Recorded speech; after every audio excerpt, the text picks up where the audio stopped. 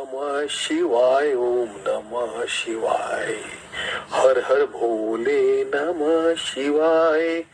भगवान शिव जी का द्वादश ज्योतिर्लिंग में से भगवान शिव का पहला ज्योतिर्लिंग के बारे में बात करेंगे, जो गुजरात के भव सोमनाथ मंदिर को पृथ्वी का पहला ज्योतिर्लिंग माना जाता है। समुद्र के किनारे बने इस पावन ज्योतिर्लिंग के बारे में मान्यता है कि इसी स्थान पर चंद्रदेव की साधना से प्रसन्न होकर भगवान शिव ने दर्शन देकर उन्हें दोष मुक्त किया था। सोमनाथ का धार्मिक महत्व मान्यता है कि इस भव मंदिर का कभी भगवान चंद्रदेव ने स्वयं ही निर्माण किया था। भगवान शिव के इस पावन दिव्य ज्योतिर्लिंग का वर्णन तमाम धार्मिक ग्रंथों जैसे दशकंद पुराण, श्रीमद् भगवद गीता और शिव पुराण आदि में शामिल है। भगवान शिव के इस पावन ज्योतिर्लिंग की ऊंचाई तकरीबन 155 फीट है। मंदिर 3 भागों में विभाजित है, जिसमें नाट मंडप, जगमोहन और गर्भगृह शामिल है। मान्यता है कि सोमनाथ ज्योतिर्लिंग के दर्शन, पूजन और स्मरण भाव से शिव भक्तों के सारे संकट पल में दूर हो जाते हैं। जय श्री भगवान शिव जी के। ओम नमः शिवाय, ओम नमः शिवाय। हर हर भोले नमः शिवाय, ओम नमः शिवाय, ओम नमः शिवाय। हर हर भोले नमः शिवाय।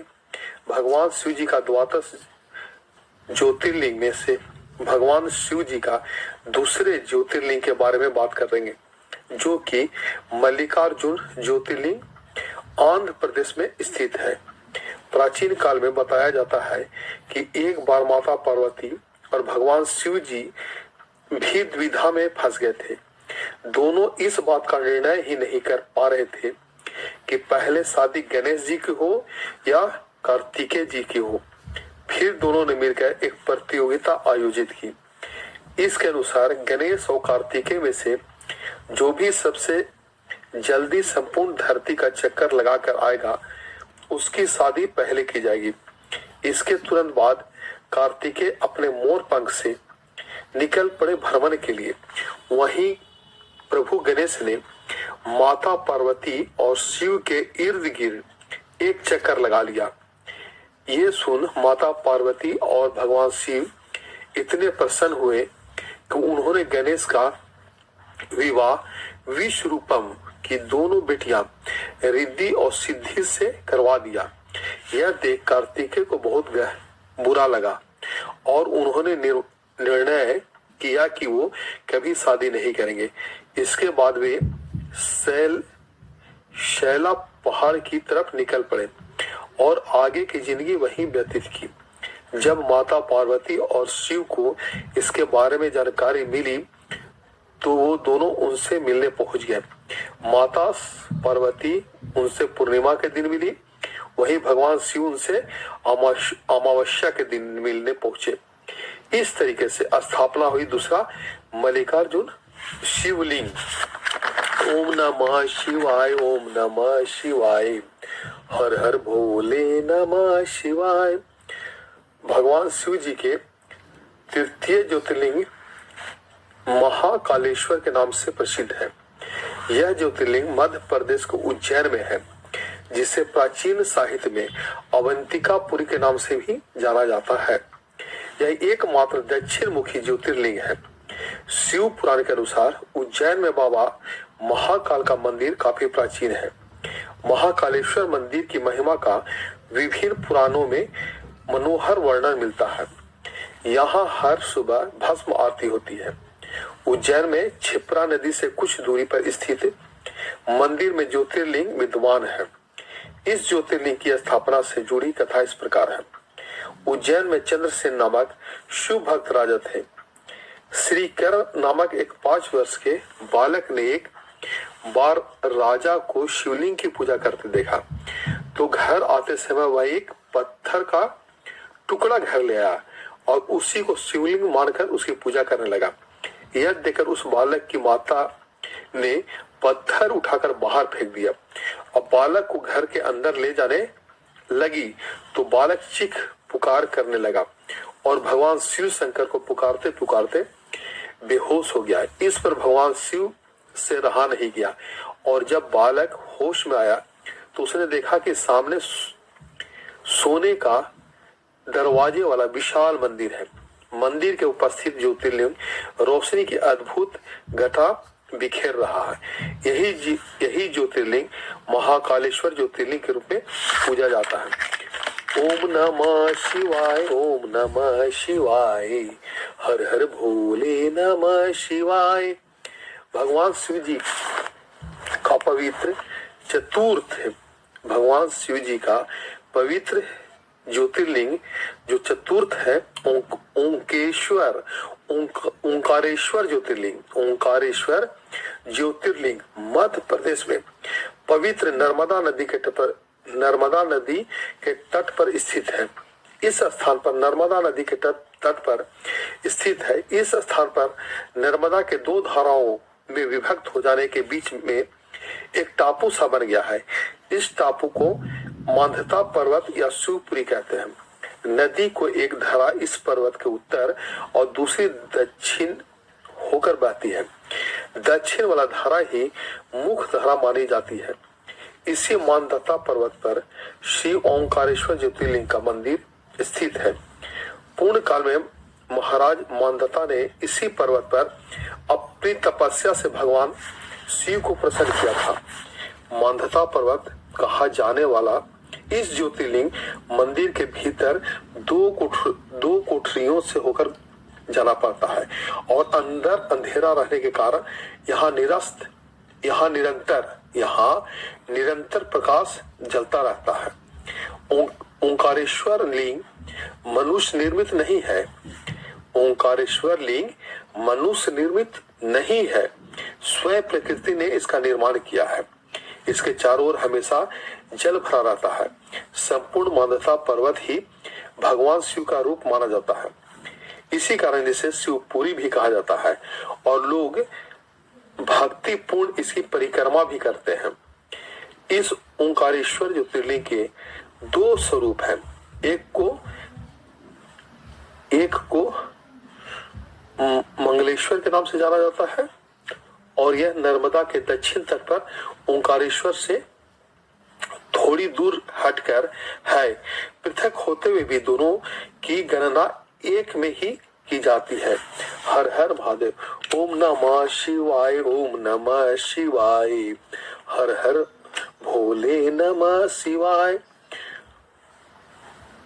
ओम नमः शिवाय, ओम नमः शिवाय, हर हर भोले नमः शिवाय। भगवान शिव जी का पवित्र पंचम ज्योतिर्लिंग के बारे में बात करेंगे, जो कि केदारनाथ ज्योतिर्लिंग उत्तराखंड में स्थित है। बाबा केदारनाथ का मंदिर बद्रीनाथ के मार्ग पर स्थित है। केदारनाथ समुद्र तट से 3584 मीटर की ऊंचाई पर स्थित है। केदारनाथ का वर्णन स्कंद पुराण एवं शिव पुराण में भी मिलता है। यह तीर्थ भगवान शिव को अत्यंत प्रिय है। जिस प्रकार कैलाश का महत्व है, उसी प्रकार का महत्व शिव जी ने केदार क्षेत्र को भी दिया है। यह ज्योतिर्लिंग पर्वतराज हिमालय की केदार नामक चोटी पर स्थित है। पुराणों और शास्त्रों में श्री केदारनाथ ज्योतिर्लिंग का महिमा का वर्णन बारंबार किया गया है। यहाँ की प्राकृतिक शोभा देखते बनती है। इस चोटी के पश्चिम भाग में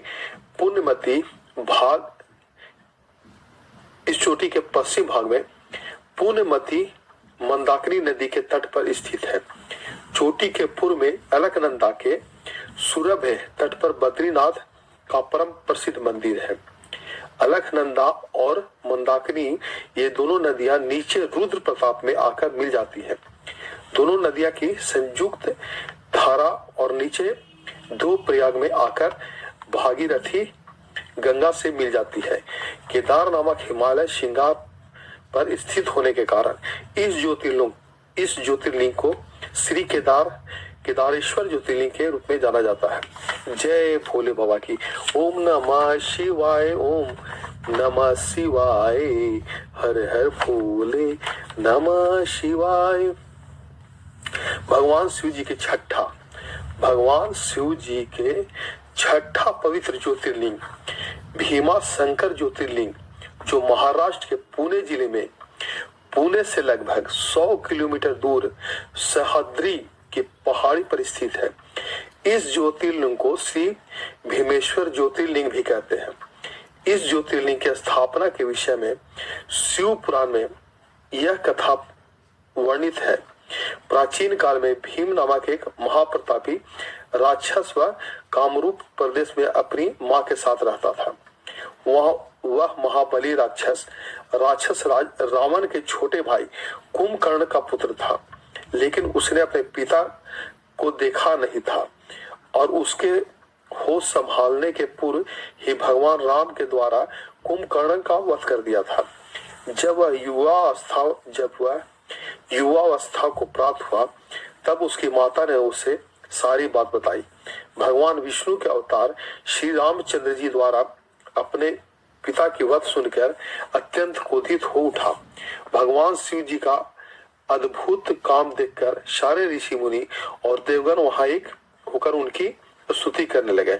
उन लोगों ने भगवान शिव से प्रार्थना करने लगे कि महादेव, आप लोग कल्याणार्थ के लिए, आप सदा के लिए ही पूर्ण निवास करें। भगवान शिव ने सबकी सुन ली। वह वहां ज्योतिर्लिंग के रूप में सदा के लिए निवास करने लगे। उनका यह ज्योतिर्लिंग भीमेश्वर ज्योतिर्लिंग के नाम से विख्यात हुआ। हर हर महादेव। ओम नमः शिवाय, ओम नमः शिवाय, हर हर भोले नमः शिवाय।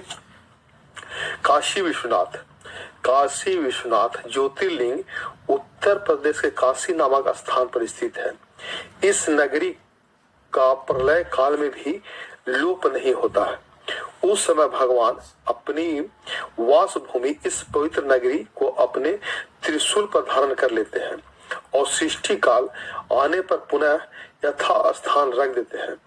सृष्टि को आदि स्थली भी इसी नगरी को बताया जाता है। भगवान विष्णु ने इसी स्थान पर सृष्टि कामना से तपस्या करके भगवान शंकर जी को प्रसन्न किया था। अगस्त मुनि ने भी इसी स्थान पर अपनी तपस्या द्वारा भगवान शिव को संतुष्ट किया था। इस पवित्र नगरी की महिमा ऐसी है कि यहाँ जो भी प्राणी अपने प्राण त्याग करता है, उसे मोक्ष की प्राप्ति होती है। इस परम पवित्र नगरी के उत्तर की तरफ ओंकार खंड, दक्षिण से केदार खंड और बीच में वीरेश्वर खंड है।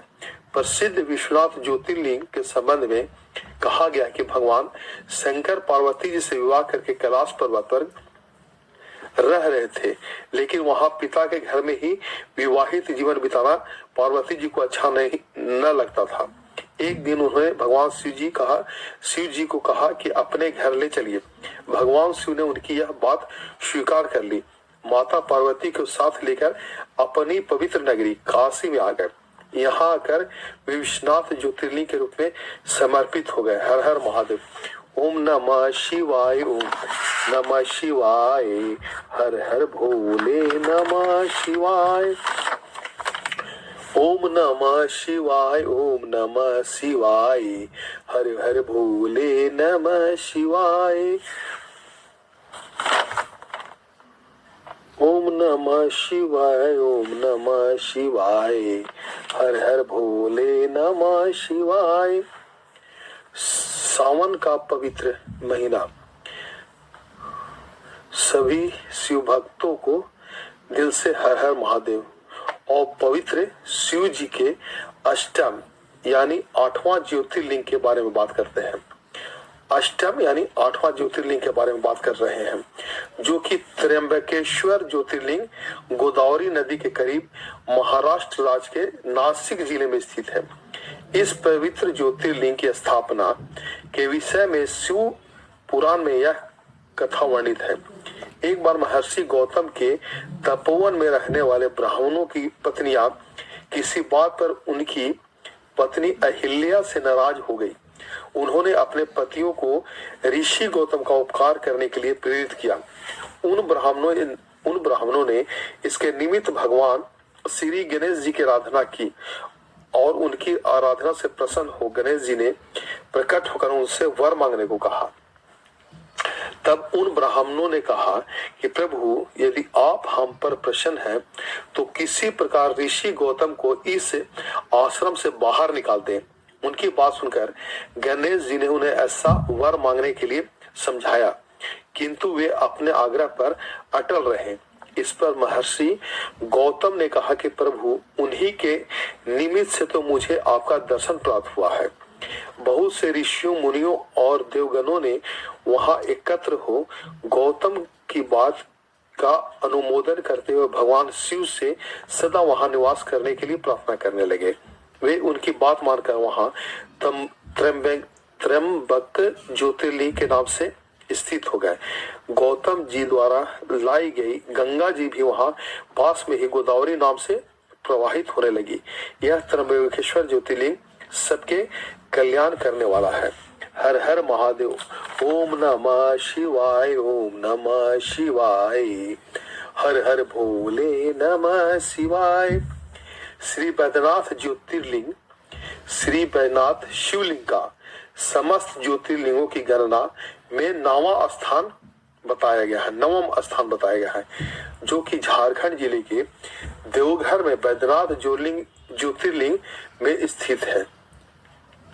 शास्त्र और लोग दोनों में बैद्यनाथ ज्योतिर्लिंग में प्रसिद्ध है। एक बार राक्षस राज रावण ने हिमालय पर जाकर भगवान शिव का दर्शन प्राप्त करने के लिए बड़ी घोर तपस्या की। उसने एक एक करके अपने सिर काटकर शिवलिंग पर चढ़ाना शुरू किया। इस प्रकार उसने अपने 9 सिर काट कर चढ़ा दिए। जब वह अपना 10वां और अंतिम सिर काट कर चढ़ाने के लिए तैयार हुआ, तब भगवान शिव अति प्रसन्न और संतुष्ट होकर उसके समक्ष प्रकट हो गए। शीश काटने का प्रयास कर रहे रावण को भगवान शिव जी ने हाथ पकड़कर उन्होंने उसे ऐसा करने से रोक दिया। उसके 9 सिर भी पहले ही की तरह जोड़ दिए गए और अत्यंत प्रसन्न होकर उससे वर मांगने को कहा। रावण ने वर के रूप में भगवान शिव से उस शिवलिंग को अपनी राजधानी लंका में ले जाने की अनुमति मांगी। भगवान शिव ने उसे यह वरदान दिया, लेकिन एक शर्त भी रखी। भगवान शिव ने शर्त रखी कि तुम शिवलिंग ले जा सकते हो, किंतु यदि रास्ते में इसे कहीं रख दोगे तो वह वही अचल हो जाएगा। बाद में रावण को लघु शंका लगी और एक ग्वाले को शिवलिंग देकर लघु शंका करने चला गया। ग्वाले ने भार नहीं सहा, शिवलिंग का ग्वाले ने भार नहीं सहा और वहीं पर ज्योतिर्लिंग को रख दिया। यही ज्योतिर्लिंग श्री बैद्यनाथ के नाम से जाना जाता है। जय श्री बैद्यनाथ बाबा की। ओम नमः शिवाय, ओम नमः शिवाय, हर हर भोले नमः शिवाय। नागेश्वर ज्योतिर्लिंग को 10म ज्योतिर्लिंग माना जाता है। नागेश्वर ज्योतिर्लिंग को 10म ज्योतिर्लिंग माना जाता है। भगवान शिव जी का यह प्रसिद्ध ज्योतिर्लिंग,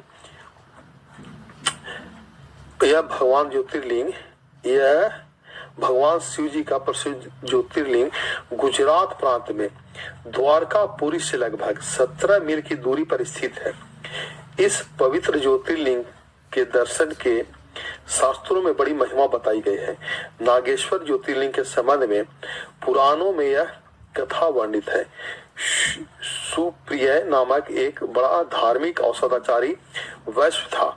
वह भगवान शिव का अनन्य भक्त था। वह निरंतर उनकी आराधना, पूजा और ध्यान में तल्लीन रहता था। अपने सारे कार्य वह भगवान शिव को अर्पित करके करता था। उसकी इस शिव भक्ति से दारुक नामक राक्षस बहुत क्रोध में रहता था। सुप्रिय की शिव की यह पूजा किसी प्रकार से अच्छी नहीं लगती थी। राक्षस का निरंतर प्रयास रहता था कि सुप्रिय की पूजा अर्चना में विघ्न डाले। एक बार सुप्रिय नौका पर सवार होकर कहीं जा रहा था। उस दुष्ट राक्षस दारू ने यह उपयुक्त अवसर देखकर नौका पर आक्रमण कर दिया। भगवान शिव जी ने उसकी प्रार्थना सुनकर भगवान तत्क्षण उसे कारागार में एक ऊंचे स्थान में एक चमकते हुए सिंहासन पर स्थित होकर ज्योतिर्लिंग के रूप में प्रकट हो गए। भगवान शिव के आदेशानुसार इस ज्योतिर्लिंग के नाम नागेश्वर पड़ा। हर हर महादेव।